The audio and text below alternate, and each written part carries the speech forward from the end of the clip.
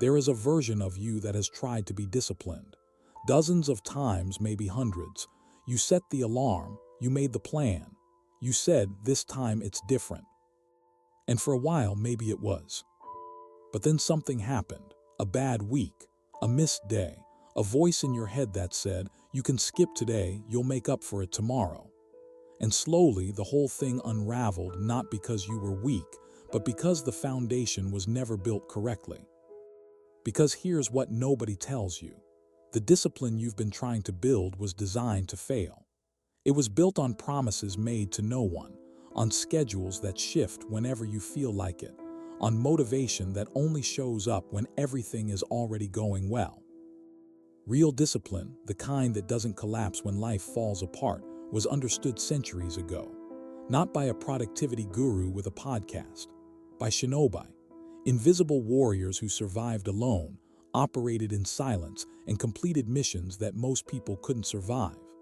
They built their system around 5 pillars so precise, so ruthless, that modern neuroscience is only now beginning to understand why it works. This is the way of Ninpo, the path of the invisible warrior. And once you understand it, you'll see exactly why everything you've tried before has fallen short. Imagine a young man, 14 years old. Every person in his village knows him, not for his talent, not for his strength, but for his excuses. He dreams of becoming something extraordinary, and every single morning he promises himself that today is the day he begins. He drops and does a handful of push-ups before his arms give out. He sits to clear his mind for 2 minutes before boredom wins. He picks up the wooden training sword, strikes 5 times, and puts it down because his wrists ache. Monday morning, total conviction. Monday afternoon, quiet surrender. Tuesday, total amnesia. His father watches this cycle repeat and says what practical people always say. Stop chasing ghosts. Learn a trade. This dream is not for someone like you. But the boy cannot stop looking toward the mountains where the secret school stands. He cannot stop asking himself, what if I truly commit this time? Until one afternoon, a stranger appears on the road. Ordinary clothes. Nothing remarkable about him at all except his eyes, which seem to look straight through the boy like light through glass. You want to change, the stranger says, not a question. The boy freezes. How many times today did you tell yourself it would be different? Silence. The stranger turns toward the mountain. Keep up with me to the top and I'll show you the school. Lose me and you accept who you are. 3 hours of steep climbing. The boy had never completed anything for 3 hours in his life, but something cracked open in that moment. Not motivation, clarity. This was the only chance he would ever get. He said yes. By the 2nd hour, he was crawling, hands and knees on the stone, tears running down his face, every muscle screaming. His mind produced the same familiar playlist of surrender. You're not built for this. You'll try again when you're stronger. No one will even know. But then something shifted. He realized the pain didn't matter. The fatigue didn't matter. What mattered was the decision he had made at the bottom of the mountain. He had given his word, and there are people in this world who keep their word and people who don't. That's the only real division. He stood up, he kept climbing. 3 hours and 15 minutes after starting, he collapsed at the top, vomited and passed out. When he woke, he was inside a temple, and the stranger was sitting across from him. You've just completed the first lesson of Ninpo without knowing it, the man said. Welcome. The first thing the school did was the last thing he expected. Before any training, before any teaching, every student was placed in front of the entire community and required to declare out loud, I am a student of this path. My word is my life. If I break my word, I am nothing. Not a private resolution, not a note in a journal, a declaration witnessed, recorded. You might wonder why that matters. Here's why it matters at the level of your biology. When you make a promise only to yourself, your brain files it loosely.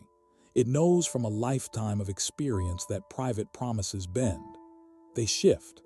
They get renegotiated at 2 a.m. when you're tired and the couch feels like a reasonable compromise. But when you declare something publicly, something ancient activates in your nervous system. Human beings survived for hundreds of thousands of years inside tribes. To lose the trust of your tribe was not an embarrassment, it was a death sentence. Exile meant starvation. Your brain still carries that wiring. When your identity changes publicly, your primitive brain treats failure as social extinction. This is not metaphor, this is mechanism.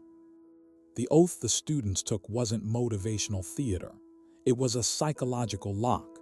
The moment the boy declared who he was, not who he intended to be, who he was, the negotiation was over before it began. Stop making private promises. Start making public declarations. Not "I'll try to wake up at 5. Say out loud to someone who will remember, "I am someone who wakes at 5. Watch how different that feels in your chest. That tightness is the old wiring turning on. Use it.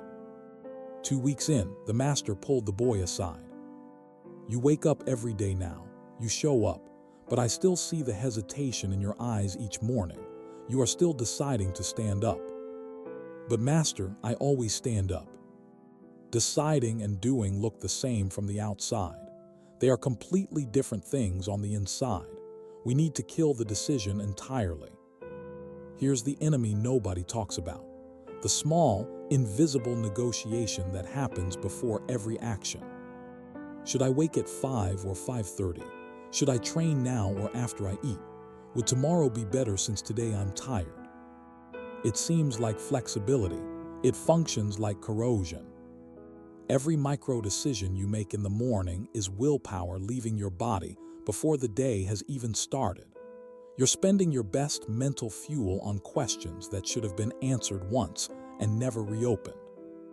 The master's principle was simple. Time is not a variable. It is a constant. Choose it once. Lock it. Refuse all renegotiation. The students trained at the same hour, in the same order, in the same place, every single day. Not because the master was rigid, because the body is a learning machine. Give it a consistent pattern and it will begin to anticipate that pattern. It will prepare itself. What started as discipline becomes reflex. By day 19, the boy was waking moments before the bell. By day 25, his eyes opened fully 2 minutes early. By day 30, he was already on his feet, mind clear, before any sound reached him at all. His body had built its own clock, not from willpower, from pattern. Choose your hour. Protect it with total seriousness, not because of motivation, but because the pattern is sacred. There was a second battle the boy didn't see coming. Once he couldn't negotiate about when, his mind found a new opening. What? Which exercises today? Should he focus on strength or agility? Should he try a new technique? Maybe something more interesting? The master watched this and gave an instruction that sounded like punishment. For 100 days, you will perform the exact same sequence. Same movements, same order, same repetitions. No exceptions, no variation, 0. The boy was confused. Wouldn't that be stagnation? Boredom is the ego resisting change, the master said.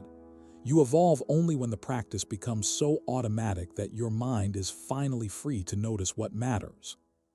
Here's what most people don't understand about variety. It feels productive, but it is actually where discipline goes to die. Every time you change your workout, your routine, your approach, your brain has to make decisions again. And decisions are cracks, and your old patterns live in those cracks, waiting. The boy began his 100 days. Every morning, the same sequence, the same movements, the same order. Week 1, his mind screamed for novelty.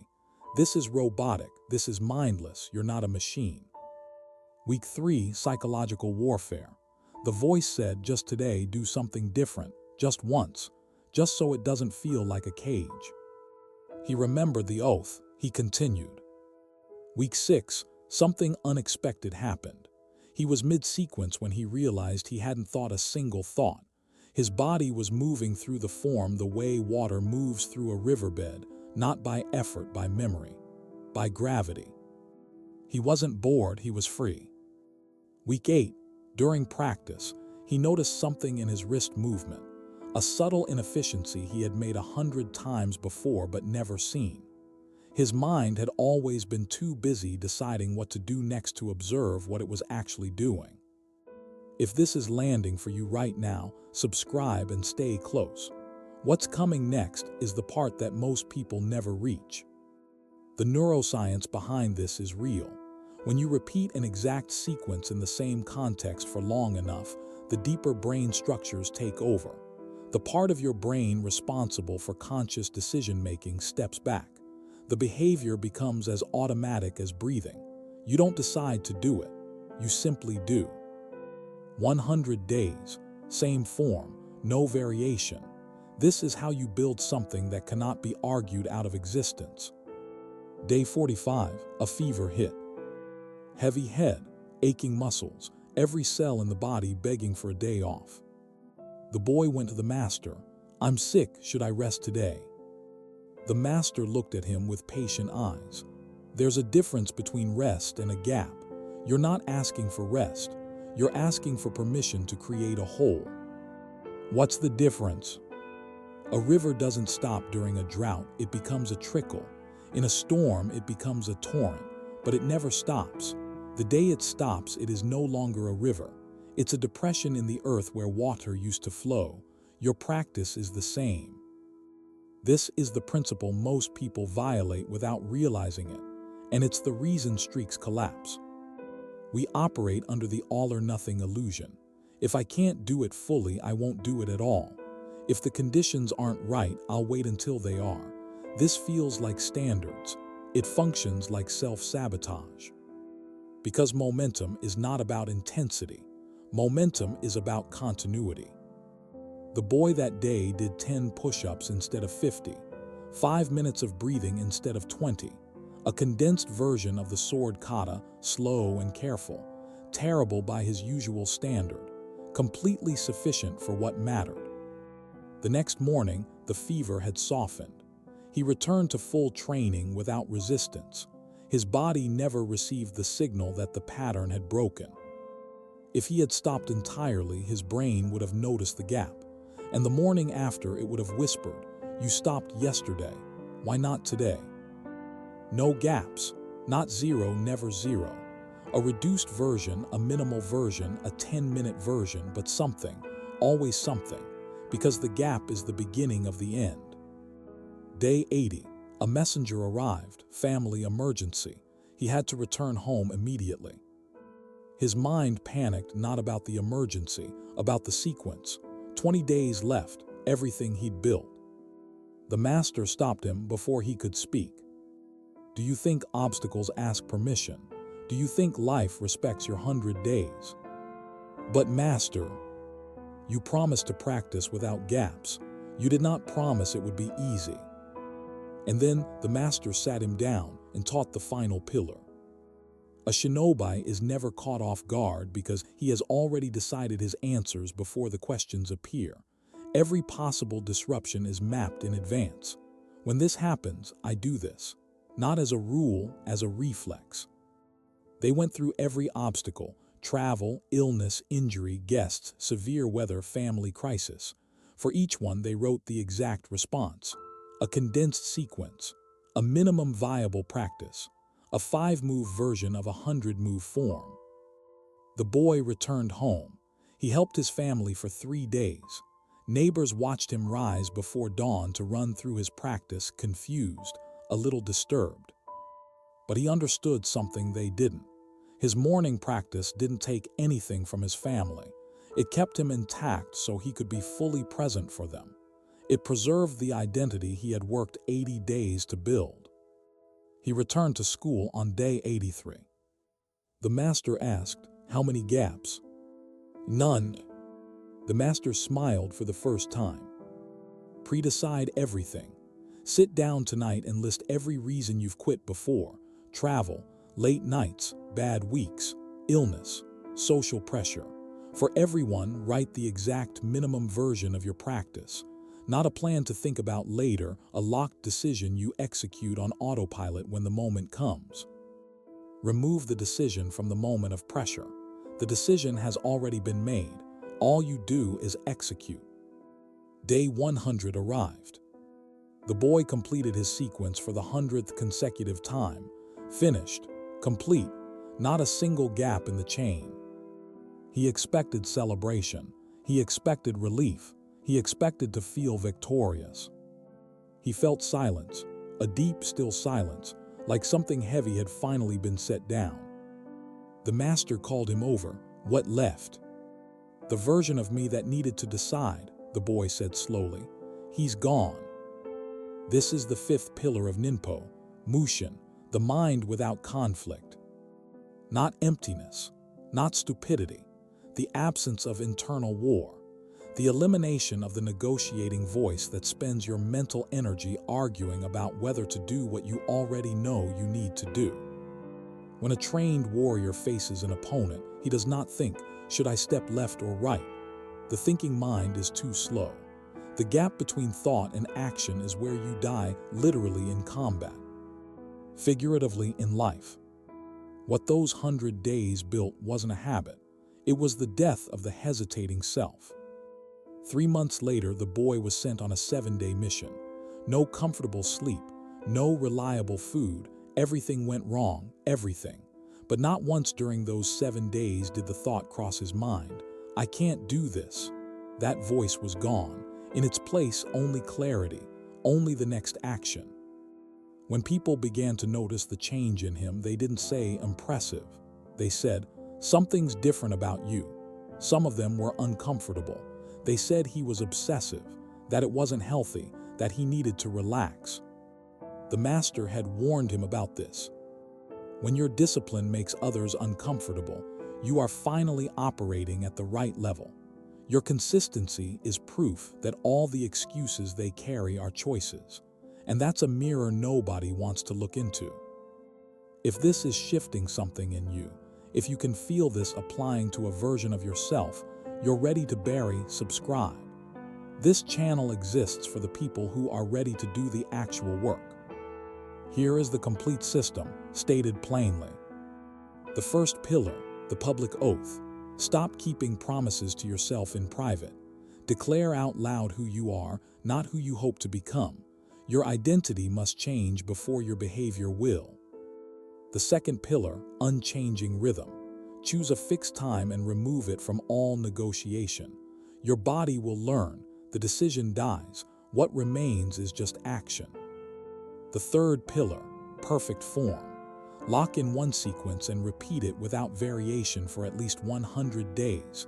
Not until you're bored, until your body has fully absorbed it. Boredom is the signal that automation is beginning.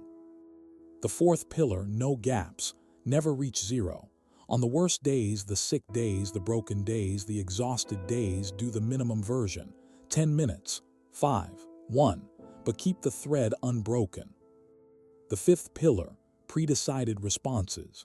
Map every obstacle in advance and decide the response before the obstacle appears. Remove decision from the moment of crisis. By the time difficulty arrives, the answer is already there. These 5 pillars do not make you better at the life you have.